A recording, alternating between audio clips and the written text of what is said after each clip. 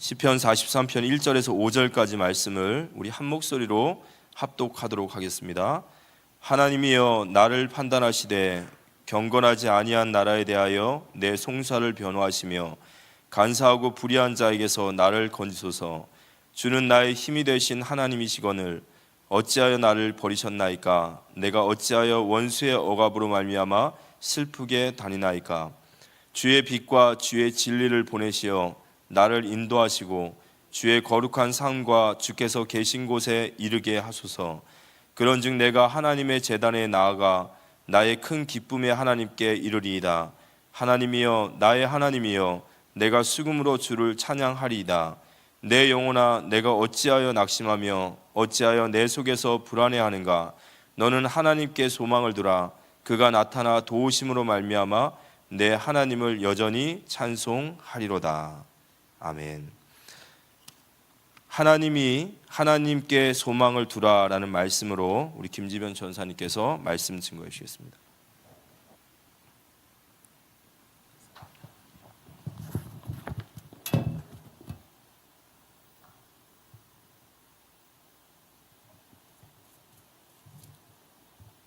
여호와 샬롬. 아멘. 아까 했는데 또 해서 죄송합니다.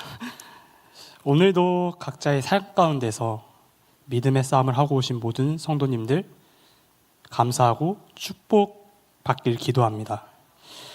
이번 한 주간 오늘이라는 시간, 그리고 아직 3일밖에 안 살았지만 3일이라는 그 시간에 살아갔습니다. 여러분은 그 시간 동안 어떤 일이 있으셨나요? 저는 무소식이 희소식이라는 것처럼 아무 일도 없었습니다. 근데 굳이 얘기를 꺼내본다고 하면은 이번 주 시험을 봤습니다. 전도사 직분이긴 하지만 아직 대학생이어서 대학교에서 시험을 봤는데 나름 괜찮게 본 것 같습니다. 공부한 시간에 비해서는 너무 잘 봐서 감사했던 시간이었는데, 인생을 살아가다 보면은 여러 풍파와 시험들이 있습니다. 저는 지금 학생이고 저 외에 많은 학생들이 있을 텐데, 학생들에게 있어서 풍파는 시험입니다. 사람마다 시험이 다 다릅니다. 그리고 그 시험의 무게감도 다 다릅니다. 하지만 무게감이 다르다고 해서 가벼운 무게 시험을 가지고 있는 사람은 덜 힘들고 그런 것은 아닙니다. 그래서 다른 이의 어려움을 가볍게 보지 않는 게 제 관점입니다. 학생들에게는 문제를 푸는 시험이 있듯이 모든 사람에게 시험이 있습니다. 그리고 어려움이 있습니다. 현재 여러분은 어떤 시험을, 어떤 어려움을 풀어나가고 계십니까? 학생들 중에는 시험 말고 자신의 공부하는 특성상 실기를 보는 이들도 있을 것이고, 학생 외에 어떤 분들께서는 취직, 이직, 사업, 육아, 자격증, 가정일 등등 수많은 문제들이 우리 앞에 놓여 있습니다. 그러한 가운데 우리는 오늘 이 예배의 자리에 나왔습니다. 너무 보배롭고 존귀합니다. 누군가에게는 이 예배가 당연한 자리일 수도 있을 것입니다. 다른 누군가에게는 미적지근한 자리일 수도 있을 것입니다. 하지만 지금 이 예배가 그 누구보다도 절실하고 간절하고 혹은 마지막 예배일 수도 있을 것입니다. 오늘 우리가 볼 시편도 그렇습니다. 어떤 문제인지는 자세히 나와 있지 않지만 너무나 간절합니다. 본문으로 들어가기 이전에 먼저 시편에 대해 간략히 이해해보고자 합니다. 시편은 총 150편이 있으며 전부 다 시, 찬양입니다.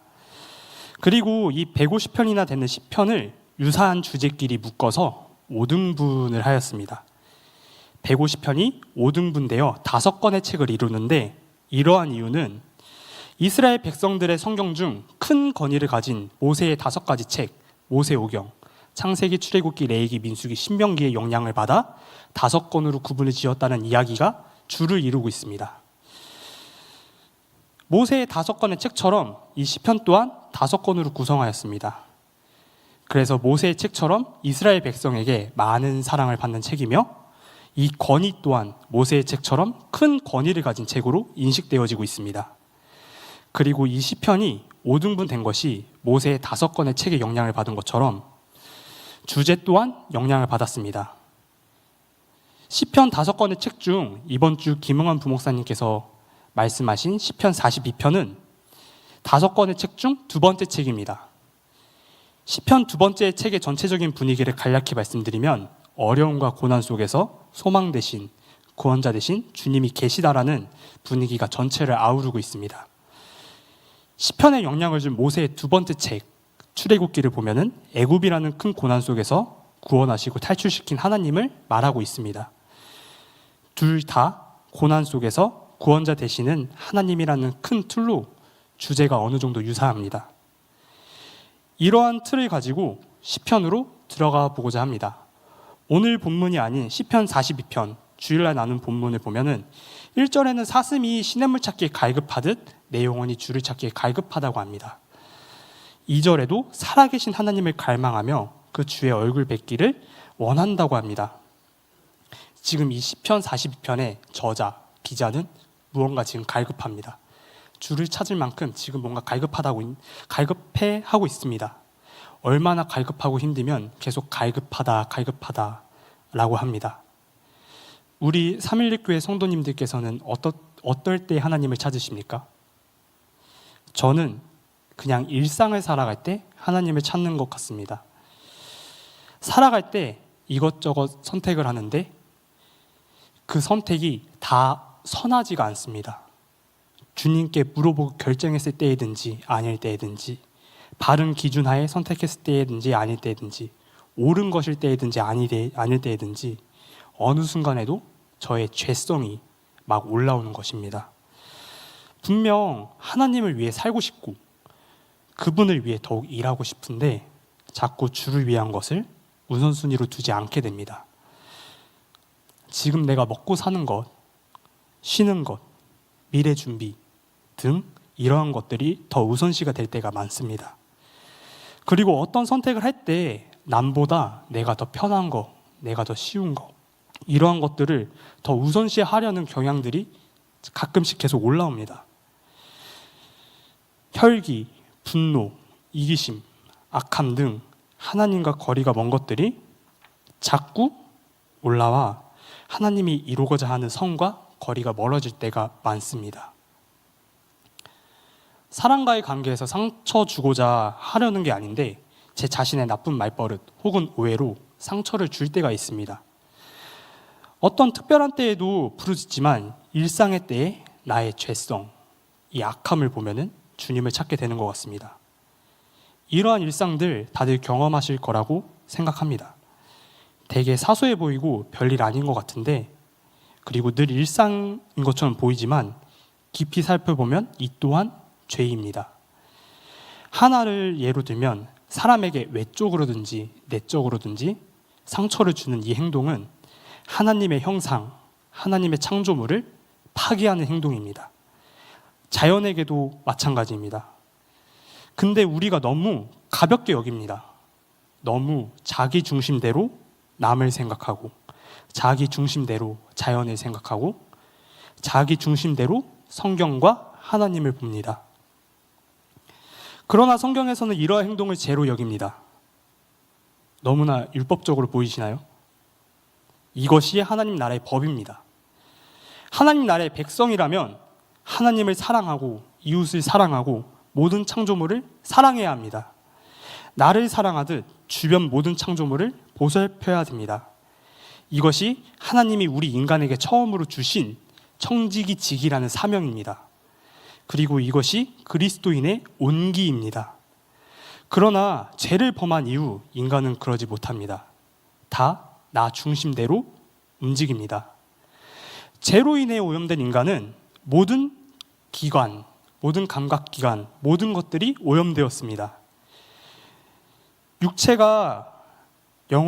영혼과 육체가 죄로 오염되었기에 자신을 위해 살아갑니다. 본질상 진노의 자녀입니다. 이러한 저를 보았을 때 저는 주님을 찾습니다. 내 힘으로 이 죄를 이길 수 없다는 걸 깨달을 때 저는 주를 바라봅니다. 내 힘으로 이 세상을 살아갈 수 없다고 생각이 들 때, 내가 낮아질 때 주를 바라봅니다. 너무 염치 없지만 바라보게 됩니다. 그러나 너무나도 은혜스럽게 하나님께서는 큰 소망을 예비하셨습니다. 그 큰 소망이란 2000년 전 이 땅에 오신 예수 그리스도이십니다. 예수 그리스도를 통해 우리는 구원받습니다. 죄인이었던 신분에서 법적으로 완전 무죄를 선고받습니다. 창세전 하나님이 선택한 자, 그리고 그 말씀을 들은 자, 그리고 그 말씀을 믿는 자는 구원을 받습니다. 하나님 나라의 백성이 됩니다. 본래 죄 이전의 인간은 율법을 다 지키고도 남았다고 얘기할 수 있을 정도로 거룩했습니다. 구별되었습니다. 죄가 없기에 하나님 나라의 법을 지키고 살아갈 수밖에 없었습니다. 그러나 구약시대, 신약시대, 죄 이후 구원받은 이들은 저것을 다 지키지 못합니다. 죄성으로 인해 안 됩니다. 그래서 하나님께서는 예수 그리스도를 준비하시고 새 하늘과 새 땅을 준비하셨습니다. 이 제약된 육신이 새 육신으로 회복되는 그 땅을 준비하셨습니다. 우리의 영혼은 예수의 일하심으로 완전히 회복되었습니다. 이제 이 육신은 저 새 하늘과 새 땅에 이르렀을 때 완전히 회복되어집니다. 완전히 성화되어집니다. 이 완전한 성화란 재화의 완전한 거룩, 완전한 구분을 의미합니다. 지금 우리는 저 예비된 완전한 성화와 평화의 미래를 바라보고 소망하며 이 땅에서도 성화의 가정, 재화의 거룩, 재화의 구분의 삶을 살아가야 됩니다. 어차피 천국 가면 완전히 성화될 텐데 이 땅에서 굳이 성화의 삶을 살아야 하냐라고 묻는 분들, 생각하시는 분들도 계십니다. 이러한 말은 어차피 배고파질 텐데 밥은 왜 먹나, 어차피 목말라질 텐데 물 왜 마시냐, 어차피 세계복음화 될 건데 왜 전도하냐와 다를 바 없는 말입니다. 저 미래의 축복은 반드시 옵니다. 그러나 그 미래의 축복을 현세에 누리고 살아가는 것이 하나님의 자녀로서, 그 하나님 나라의 백성으로서 당연한 도리입니다. 그리고 하나님의 자녀라면 이 땅에서 그 미래의 땅을 소망하며 미래의 법을 지키며 살아갈 수밖에 없습니다. 그래서 하나님의 자녀라면 늘 성화의 길을 나아가야 됩니다. 하지만 구원받는 우리가 법적으로는 거룩해졌다고 해도 우리의 행동, 생각은 여전히 죄로 오염받았습니다. 죄로 오염된 부분이 너무나 많습니다. 많은 분들이 오해하는 것이 우리가 죄로 인해 영이 죽었다고 하는데 죽은 게 아닙니다. 우리의 영혼과 육체는 모든 것이 훼손된 것입니다. 그러니 영혼과 육체가 제 기능을 하지 못하여 하나님을 찾지 않는 것입니다. 로봇은 전기가 끊기면 움직이지 않습니다. 이게 죽은 것입니다. 우리 영이 죽었다는 것은 우리도 로봇처럼 움직이지 않는 것입니다. 표현상에 문제가 있다는 것입니다. 로봇이 전기가 충분합니다. 그런데 안에 있는 부품들이 녹슬거나 고장났을 때 작동을 시켜도 명령대로, 그리고 만드는 대로 움직이지 않는 것을 보고 훼손이라고 합니다. 우리도 이렇습니다. 우리의 영혼과 육신이 죄로 인해 고장나 버린 것입니다. 그래서 원래 인간에게 주어진 거룩한 백성으로서의 삶보다 하나님과 멀어지는 그 삶을 살아가고자 하는 것입니다. 이스라엘 백성들은 하나님과 멀어질 때 생활에 필수적인 세 가지가 중점이 됩니다. 이스라엘 백성들의 생활의 필수적인 요소는 마태복음 6장 31절에 나옵니다. 한번 성경 같이 보겠습니다. 마태복음 6장 31절입니다. 앞에 나와 있으니 함께 읽겠습니다. 시작. 그러므로 염려하여 이르기를 무엇을 먹을까, 무엇을 마실까, 무엇을 입을까 하지 말라. 아멘. 자꾸 무엇을 먹을까, 무엇을 마실까, 무엇을 입을까 염려하는 방향으로 나아갑니다. 이스라엘이라는 그 중동 부근 지역에서는 옷은 둘째 셋째 치더라도 먹을 것과 마실 것이 살아가기 위해서 필수적인 것입니다. 이스라엘 백성들이 출애굽할 당시에 늘 투정거리면은 물 아니면 음식이었습니다. 이러한 것들은 이방인들이 구하는 것입니다. 오늘 새벽 기도 때도 윤예진 선교사님께서 말씀하셨는데 예수님께서는 이 염려를 이방인이 구하는 것이라고 하셨습니다. 모든 생물이 생사화복을 주관하시는 하나님이 주인인데 먹을 것, 마실 것, 입을 것을 염려한다는 것은 하나님을 의지 안 한다는 의미입니다. 이와 비슷하다면 비슷할 수도 있고 아니라면 할 말이 없긴 한데 우리나라에도 살아가는 데 필수적인 세 가지 요소가 있습니다. 다들 아시는 바시피 의식주입니다. 물론 기준은 다 다르고 일반화할 수는 없지만 아무리 돈이 없어도 허우대부터 멀쩡해 보여야 된다고 합니다. 제 나이 또래 젊은 층 주 문화가 일단 사람다운 옷을 입고 돌아다녀야 됩니다. 그리고 이쁜 옷을 입고 밖으로 나오면 이쁜 장소로 갑니다. 그리고 반드시 하는 것이 있습니다. 이쁜 레스토랑, 식당에 가서 먹음직도 하고 보안직도 한 식사를 합니다. 물론 일반화해서는 안 되는데 이렇게 보면 옷이 먼저고 그 다음 식사입니다. 이쁜 옷 안 입고 이쁜 식당 가는 사람은 거의 없습니다. 그 다음이 집입니다. 아직 집에 대해서는 저는 아직 그렇게 세세하게 생각은 안 해봤지만 요새는 의식주 중 집이 가장 앞이다라는 이야기가 있는 것 같습니다. 앞이든 뒤든 이 집은 확실히 중요한 것 같습니다. 사람이 어디 사는지에 따라 그 사람을 판단하는 것은 우리나라에 확실히 깔려 있는 것 같습니다.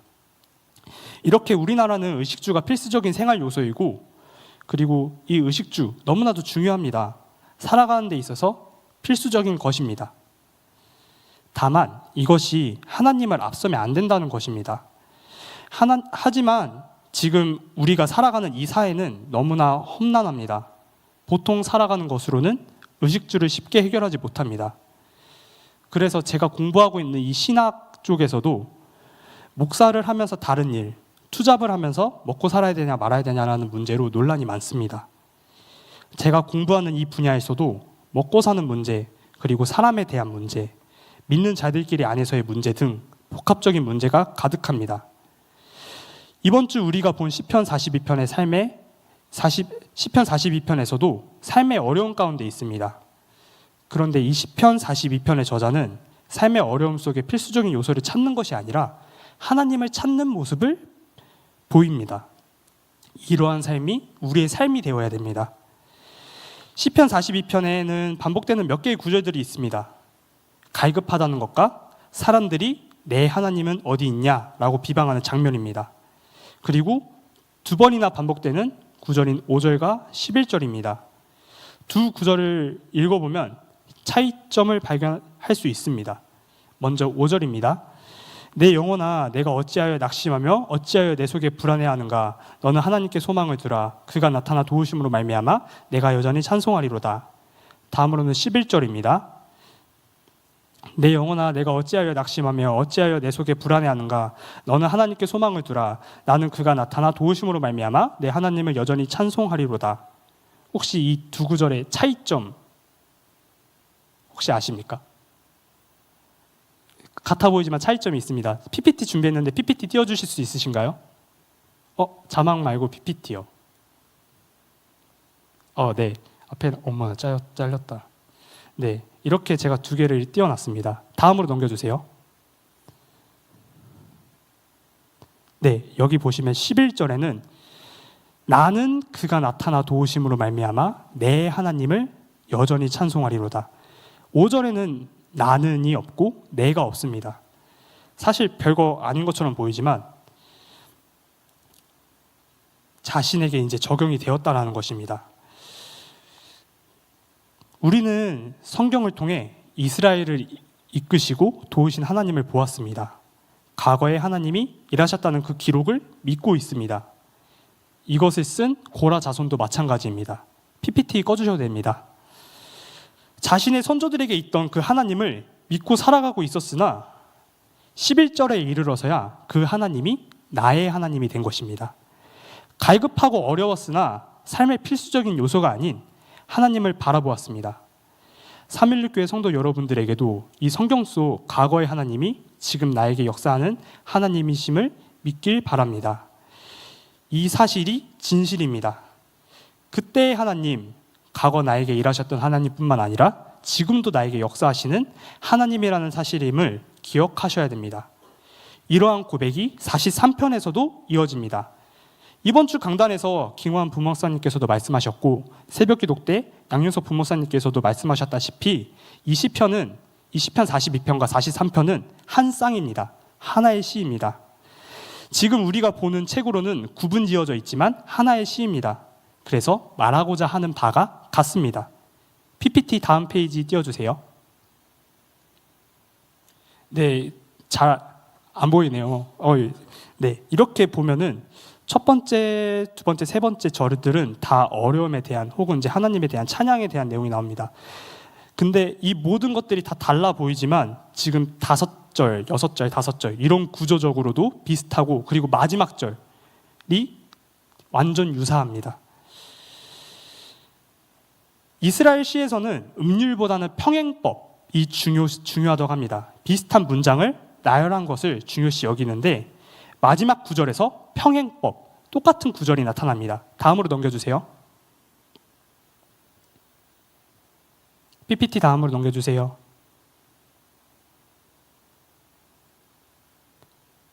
네, 시편 42편 1절에서 5절은 내 영혼아 내가 어찌하여 낙심하며 어찌하여 내 속에 불안해하는가 너는 하나님께 소망을 두라. 여기까지만 읽겠습니다. 11절 내 영혼아 내가 어찌하여 낙심하며 어찌하여 내 속에 불안해하는가.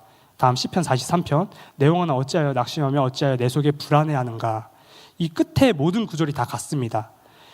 이것은 같은 것을 얘기하고자 하는 이 저자의 의도성이 담겨져 있고 그리고 42편과 43절은 하나의 시이다라는 것이 저자의 의도성의 안에 들어 있습니다. 이 저자가 이 평행법을 통해서 얘기하고자 하는 바가 있습니다. 그리고 43편을 통해서도 무엇을 얘기하고 있습니다. 그것에 대해서 함께 보고자 합니다. 43편 1절을 보겠습니다. 43편 1절에 보면은 제가 읽어드리겠습니다. 경건하지 아니한 나라에 대하여 변호하고 간사하고 불의한 자에게서 건져달라고 합니다. 여기서 말하는 나라와 불의한 자는 고라와 함께 반역한 이들을 얘기하는 것으로 유추합니다. 여기서 말하는 나라와 불의한 자는 고라와 함께 반역한 이들을 얘기하는 것으로 유추하고 고라와 무리들은 하나님께서 세우신 모세와 아론에게 반역했었습니다. 모세와 아론에게 반역한 것으로 보일지 몰라도 사실 이것은 하나님을 대적한 것입니다. 이러한 것에서 방어를 요청하는 것입니다. 대적자들과 한 가문인 이 고라의 후손들은 이러한 싸움에서 방어를 요청하는 것입니다.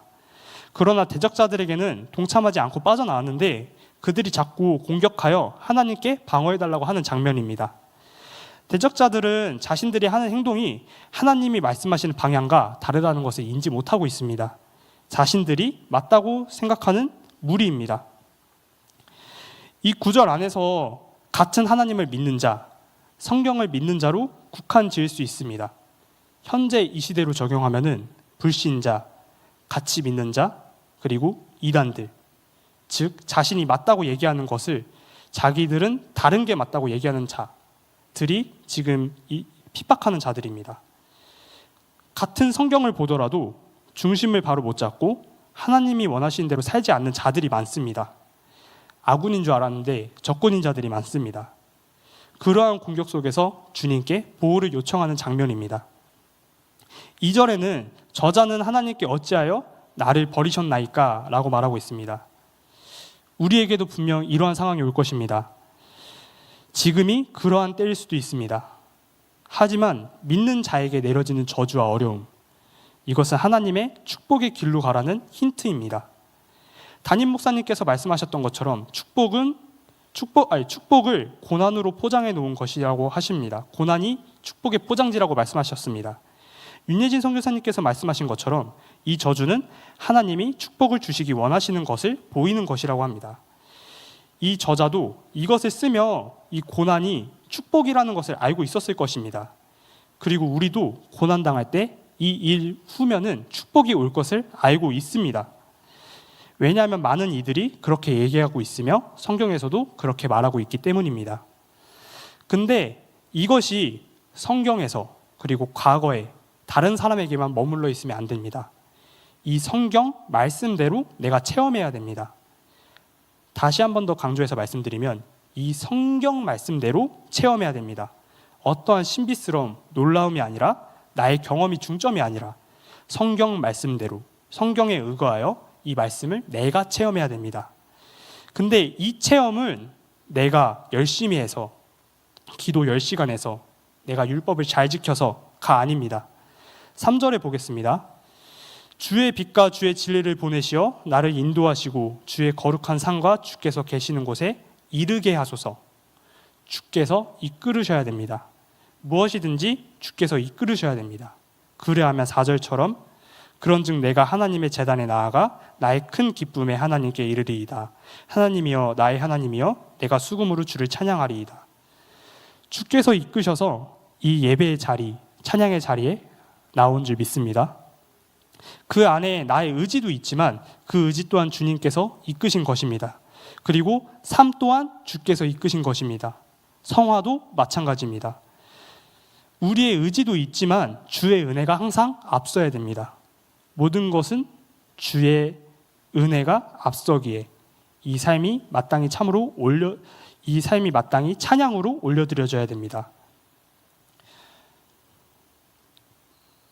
반드시 주님께서는 우리를 이끄십니다. 그러나 보이지 않을 때가 있습니다. 우리의 힘으로는 발견 못합니다. 우리의 힘으로는 어려움을 벗어나지 못합니다. 하지만 반드시 주께서 이끄실 것입니다.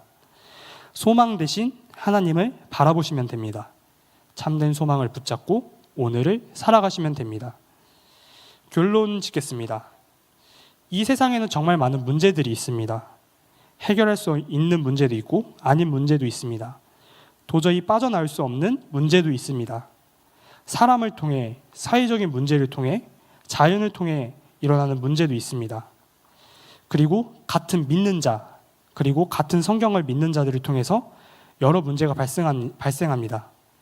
이때에 아무리 같은 믿는 자들이라고 해도 사람과 나의 힘을 의지한다라는 것은 썩은 동아줄을 붙잡는 것입니다.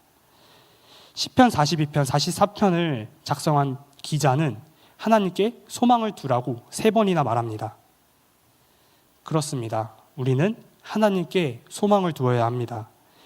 이 하나님께 소망을 두고 하나님의 이끄심, 하나님의 일하심을 붙잡는 것이 우리가 유일하게 살 수 있는 새 동아줄입니다. 우리가 위험한 상황일 때 썩어서 끊어질 동아줄을 잡고 탈출하는 것이 아니라 하나님께 소망을 두며 소망 대신 하나님이라는 새 동아줄을 붙잡고 탈출하는 우리가 되길 소망합니다. 어느 순간이든 이 새 동아줄을 붙잡으십시오. 그리고 이 새 동아줄을 붙잡고 살아가십시오. 그 살아가는 방법으로 3가지를 간단히 말씀드리겠습니다. 첫째로 하나님을 사랑하는 삶, 이웃 그리고 주님께서 지으신 모든 창조물을 사랑하는 삶입니다. 이 말을 요약하면 하나님 말씀을 지키고 기억하고 살자입니다. 그리고 이것이 예수 그리스도께서 말씀하신 것들을 지키고 살아가는 것이고 예수를 묵상하고 예수를 사랑하는 것입니다. 늘 모든 것, 하나님과 이웃 모든 것을 사랑하시길 바랍니다. 둘째로 늘 기도하는 것입니다. 그리고 셋째로 제자 삼는 것입니다.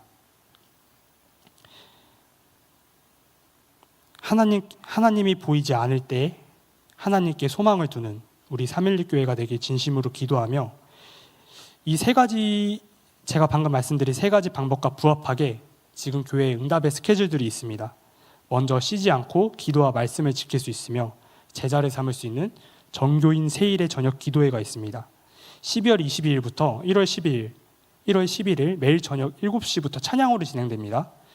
정교인 기도회니 다들 참석 바랍니다. 다음으로는 새생명 초청 전도 축제가 있습니다. 12월 24일 저녁 7시 반이며 이날 저녁 8시 40분에는 성탄 전야제가 진행됩니다. 그 다음날 12월 25일 성탄 감사 예배가 오전 11시에 진행되며 송구영신 예배가 12월 31일 저녁 7시 반에 진행됩니다. 이 응답의 스케줄에 많은 참석 부탁드립니다. 그리고 다음 주 16일 월요일 구치소 사역을 두고 기도 부탁드립니다. 그리고 현재 담임 목사님과 사모님 미국 일정 중에 있는데 다들 기도 부탁드리겠습니다. 지금 이 시간 찬송가 438장 내 영혼이 은총 입어 찬양하고자 합니다.